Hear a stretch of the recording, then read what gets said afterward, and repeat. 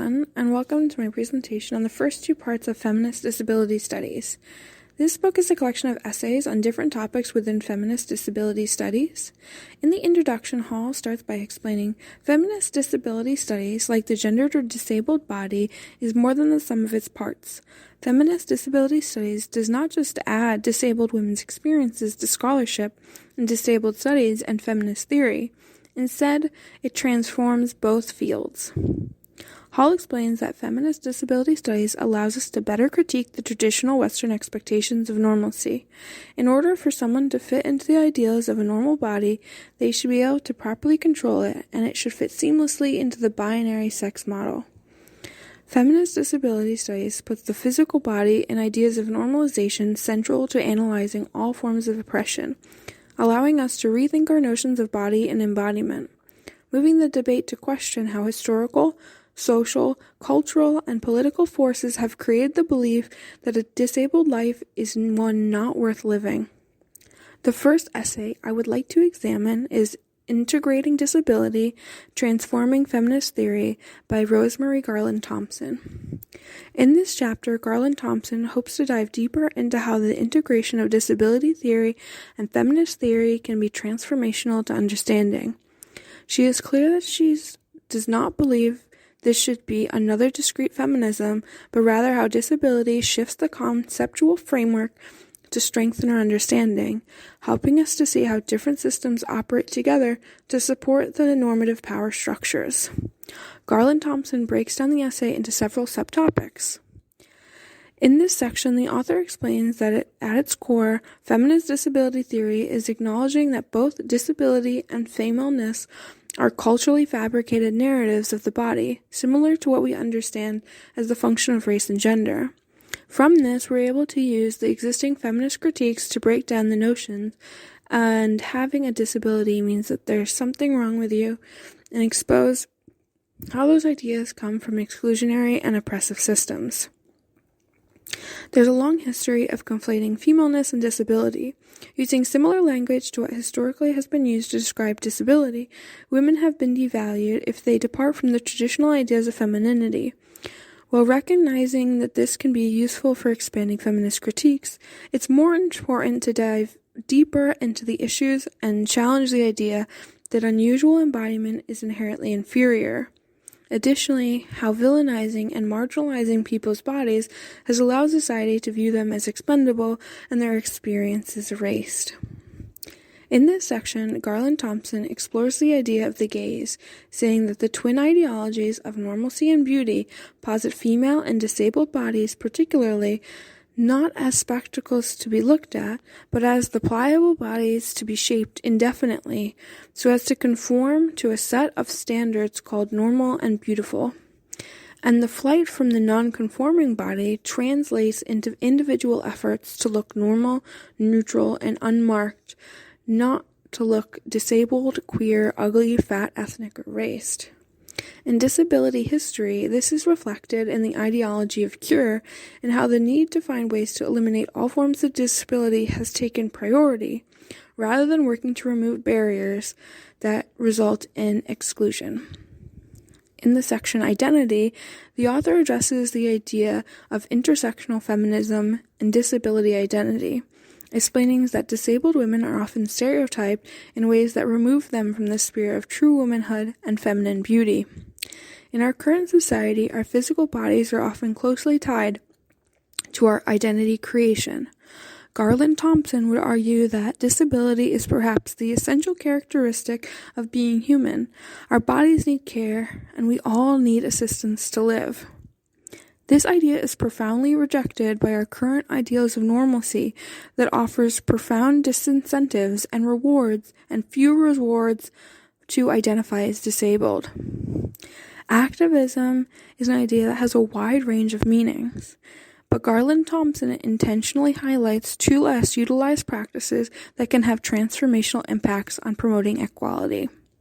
One of which is using disabled fashion models, and the other is academic tolerance. Until very recently, there have been very few public images and videos of individuals with disability outside medical illustrations or sensational content. so their presence alone in high-fashion imagery would be a challenge to social norms. Academic activism, as Garland Thompson calls it, advocates for integrating education in a broad sense, arguing that academic activists already strive to expose workings of oppression, examine subject formation, and offer counter-narratives for subjugated groups. She wants to create an intellectual space that allows for internal conflict and contradiction, allowing you to question the existing system of thought. I would now like to shift our focus a bit to the second section of this book, which focuses on refiguring literature. In this case, how we view ideas of autobiographical works. Susanna B. Mintz starts by arguing that self-representation serves the radical and political function of declaring a self worthy to be named, which in turn disrupts the kinds of dehumanizing ideologies that equate difference with unworthiness, inferiority, and lack. From this vantage, Mintz evaluates Georgina Klieg's Sight Unseen. While Sight Unseen is an autobiographical work, it goes far beyond that, questioning the very concept of seeing, including culture not so much as a secondary background, but rather the very material from which she explicitly fashions a sense of self. Mintz argues that Klieg creates vision as the focus, rather than her physical self, to expose the connection between vision and power. Because of the stigmas and connotations of blindness, many people try to find ways to disguise or hide their disability. Klieg challenges the idea of sighted individuals' unquestioning trust in their own vision as the main way to perceive the world. Klieg is not arguing that there is an equivalency between vision and blindness, but rather questioning vision itself and the idea that there's an ideal way to view something. Klieg does argue that there's a common narrative on blindness that's not really about blindness, but rather a need to guarantee the privileged status of the sighted, a need that in turn emerges from the fears about fragility and unpredictability of embodied identity. She also argues that if we had a realistic representation of blindness in media, we would not need to focus so heavily on their skills of blindness because it would just be another form of normal behavior. Klieg questions the need for eye contact in the sighted world to be able to determine a person's trustworthiness, explaining that even though she only has partial peripheral vision, she fakes eye contact for the comfort of others. Fundamentally questioning the arrogance of eye contact and the idea that we can know somebody just by looking at them. Klieg makes clear that the social codes governing visual interaction are embedded in patriarchal mythology. Writing, if power cannot be said to reside in one's ability to see, then power itself must become open to reclamation. Mintz discusses how Klieg's choice to learn Braille later in life went against cultural norms. Particularly because Klieg does have some sight, her decision to learn Braille inspires resistance and anxiety from those who are threatened by her apparent indifference to a sighted way of life, even though for her it was about convenience and physical comfort. Klieg started to lose her sight as a child, and her father had a complex relationship with his own disability, creating an environment that doubted illness, particularly in women, and triumphing over physical limitations was the ideal of self.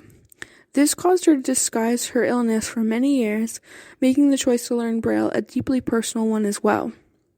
Sight Unseen recounts a profound desire to escape the confines of the body through the performance of normalcy, and it describes internalizing tenacious cultural messages that link social acceptance with the absence of identifiable difference. The most important sentence to me in this reading was, "The emphasis on cure reduces the cultural tolerance for human variation and vulnerability by locating disability in bodies imagined as flawed rather than social systems in need of fixing." While this is specifically referencing the ideology of cure, the questioning of where our focus should lie is applicable to all systems of oppression. Thank you for joining me. Feel free to pause the video to read the discussion questions, but they'll also be in the discussion post. Thank you. Have a great day.